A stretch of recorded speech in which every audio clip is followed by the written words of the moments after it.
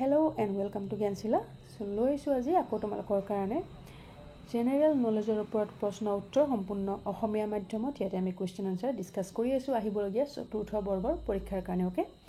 তো ভিডিও সম্পূৰ্ণকৈ চাবা আৰু যি সকলে আজি নতুনকৈ ভিডিও চাইছা যদি এই চেনেলটো সাবস্ক্ৰাইব নাই কৰিও তেতিয়াহলে সাবস্ক্ৰাইব কৰি থবা যাতে নেক্সট ভিডিওৰ আপডেটসমূহ তোমালোকে সময়মতে পাই থাকা ঠিক আছে আৰু আমাৰ WhatsApp গ্ৰুপত যদি তোমালোকে জয়েন হ'ব বিচাৰা তেতিয়াহলে গ্ৰুপৰ লিংক ডেসক্ৰিপচন বক্সত দি থোৱা আছে তাত গৈ পেলাই তোমালোকে WhatsApp গ্ৰুপটোত জয়েন হ'ব পাৰিবা ওকে তো প্ৰথম আজি কোৱেশ্চনটোত আছে চিৰ চেনেহি মোৰ ভাষা জননী গীতটোৰ ৰচক কোন হয় জুবিন গাৰ্গ নৱকান্ত বৰুৱা মিত্ৰদেৱ মহন্ত বট্টদেৱ আৰু শুদ্ধ উত্তৰটো ইয়াতে হ'ব কি অপচন সি মিত্ৰদেৱ মহন্ত এটো আমাৰ অসম সাহিত্য সভাৰ আদৰণি গীত হয় চিৰ চেনেহি মোৰ ভাষা জননী ঠিক আছে তাৰ পিছৰ প্ৰশ্নত আছে অসম সাহিত্য সভাৰ মুখ্য কাৰ্যালয় ক'ত অৱস্থিত মুখ্য কাৰ্যালয় হৈছে হেডকোৱাৰ্টাৰ গুৱাহাটী নামৰূপ শিৱসাগৰ যোৰহাট কি হ'ব শুদ্ধ উত্তৰটো হ'ব ইয়াতে অপচন ডি যোৰহাটত আছে ঠিক আছে নেক্সট কোৱেশ্চনটো আছে ভেৰি ইম্পৰ্টেন্ট অসম সাহিত্য সভাৰ মুখ্য কাৰ্যালয়টোৰ নাম কি হয় যিটো নাম আছে এটো নামটো কি হয় সুধিছে ইয়াতে আছে অপচন এ আছে কৃষ্ণকান্ত সন্দিকৈ ভৱন অপচন বি আছে লক্ষ্মীনাথ বেজবৰুৱা ভৱন অপচন সি আছে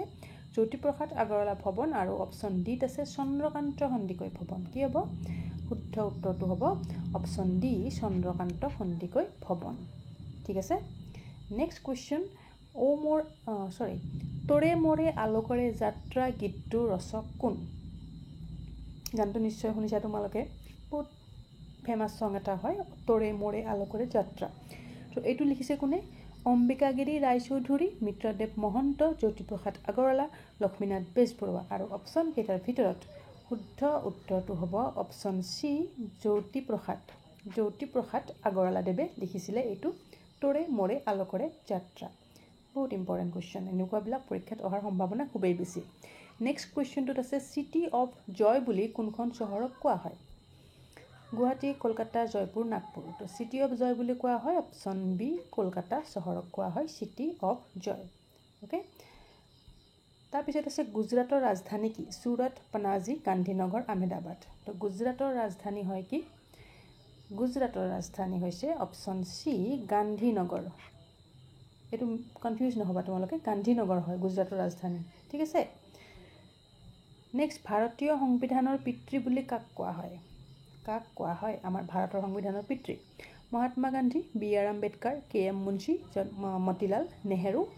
আৰু অপচন কেইটাৰ ভিতৰত শুদ্ধ উত্তৰটো হ'ব অপচন বি বি আৰ আম্বেদকাৰক কোৱা হয় আমাৰ father of Indian constitution okay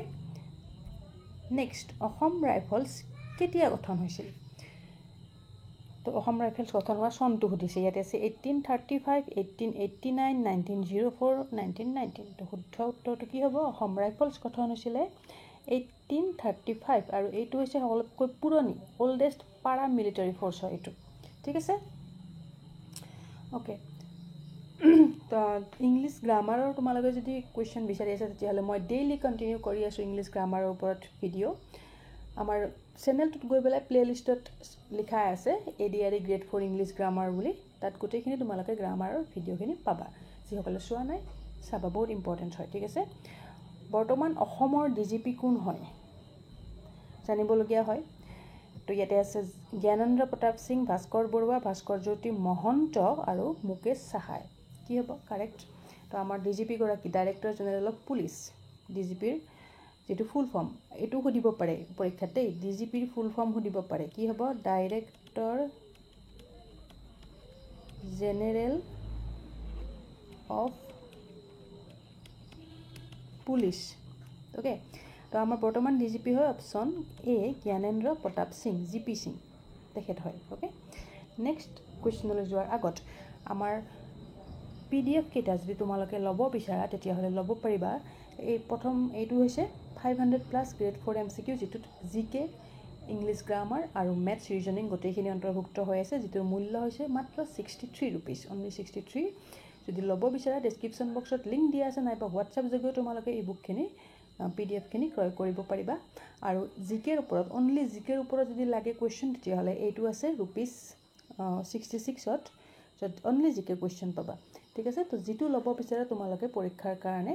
ল'ব পাৰা এক্সামৰ কাৰণে বহুত হেল্পফুল হ'ব এইকেইটা PDF তো আমাৰ হোৱাটছএপ নাম্বাৰ মই দি দিছোঁ হোৱাটছএপ নাম্বাৰটো মই এবাৰ জনাই দিছোঁ 8402086470 এই নাম্বাৰটো হোৱাটছএপ কৰিলে তোমালোকে PDFৰ ওপৰত ডিটেইলছ জানিব পাৰিবা অ'কে নেক্সট কুৱেশ্যন পানিপথৰ দ্বিতীয় যুদ্ধ কেতিয়া হৈছিলে দ্বিতীয় যুদ্ধ সুধিছে ইয়াতে আছে 1526 1536 1546 1556 কি হ'ব শুদ্ধ পানিপথৰ দ্বিতীয় যুদ্ধ সুধিছে যিহেতুকে উত্তৰ হ'ব অপশ্যন ডি 1556 প্ৰথমখন হৈছিলে 1526 চনত অ'কে নেক্সট কুৱেশ্যন এছিয়া মহাদেশৰ আটাইতকৈ ডাঙৰ শুকান মাছৰ বজাৰখন ক'ত অৱস্থিত again very important Pattaya Jagiroad Jogighopa Bangkok তো আমাৰ এছিয়া মহাদেশৰ সৰ্ববৃহৎ যিখন শুকান মাছৰ ড্ৰাই ফিছ মাৰ্কেট যিখন আছে ইংলিছত ক'লে হয় ড্ৰাই ফিছ মাৰ্কেট এইখন আছে ক'ত জাগিৰোডত আছে অ'কে নেক্সট উমানন্দ মন্দিৰ কোনে নিৰ্মাণ কৰিছিল কোনগৰাকী ৰজাই নিৰ্মাণ কৰিছিলে প্ৰতাপ সিংহ ৰাজেশ্বৰ সিংহ গদাধৰ সিংহ নে চুহুংমুং কি হ'ব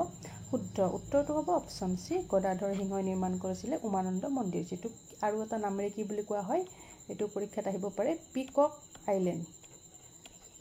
আইলেণ্ড বুলিও এইটো কোৱা হয় ঠিক আছে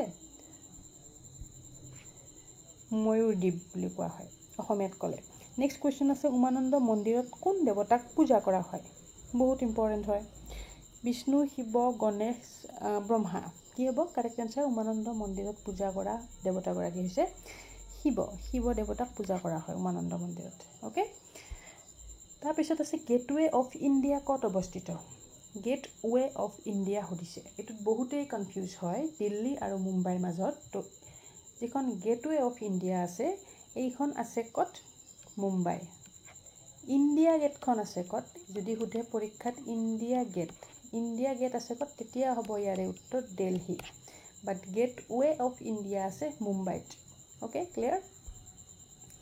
নেক্সট কিমান চনত ভাৰতৰ ৰাজধানী কলকাতাৰ পৰা দিল্লীলৈ স্থানান্তৰিত কৰা হৈছিলে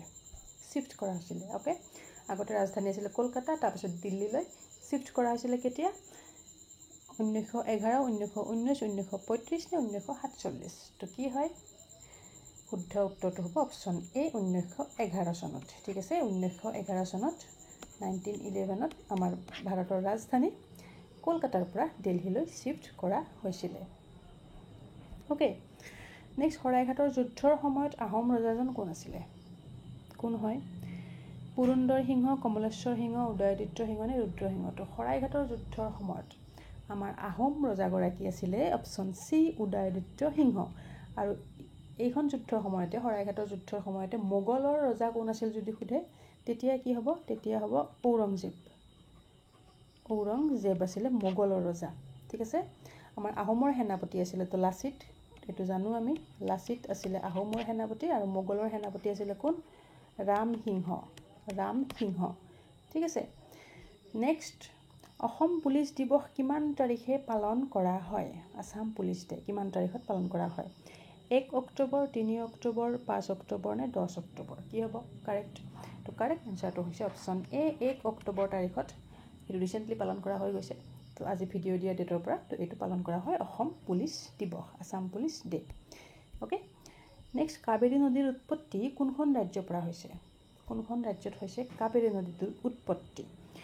কৰ্ণাটক কেৰেলা তামিলনাডু গুজৰাট তো অপশ্যনকেইটাৰ ভিতৰত শুদ্ধ উত্তৰটো হ'ব অপশ্যন এ কৰ্ণাটকত ঠিক আছে ইয়াৰ উৎপত্তি হৈছে নেক্সট কুৱেশ্যন কলেৰা বেমাৰ কিহৰ ফলত হয় ইয়াতে আছে বেক্টেৰিয়া ভাইৰাছ ভেঁকুৰ প্ৰটজোৱা তো কলেৰা বেমাৰ হয় কিহৰ ফলত সেইটো হৈছে বেক্টেৰিয়াৰ ফলত হয় কলেৰা বেমাৰ অ'কে নেক্সট লাহৰী উপন্যাসখন কোনে লিখিছিলে ইয়াতে অপশ্যনত আছে লক্ষ্মীনাথ বেজবৰুৱা পদ্মনাথ গোহাঁই বৰুৱা ৰজনীকান্ত বৰদলৈ অমূল্য বৰুৱা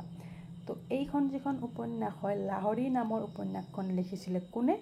পদ্মনাথ গোহাঁই বৰুৱাদেৱে লিখিছিলে এইখন লাহৰী অ'কে ঠিক আছে তো এইখিনি হয় আজিৰ ভিডিঅ'টোৰ কাৰণে প্ৰশ্ন উত্তৰ কিমানটা শুদ্ধ হ'ল তোমালোকৰ স্ক'ৰবিলাক কমেণ্ট ছেকশ্যনত কমেণ্ট কৰি জনাবা আৰু কেনে পালা ভিডিঅ'বিলাক তোমালোকৰ ফিডবেকবিলাক জনাই থাকিবা ঠিক আছে আৰু যদিহে চেনেলটো ছাবস্ক্ৰাইব নাই কৰা তেতিয়াহ'লে ছাবস্ক্ৰাইব কৰি থবা যাতে নেক্সট ভিডিঅ'ৰ আপডেটসমূহ তোমালোকে পৰীক্ষাৰ আগলৈকে পাই থাকা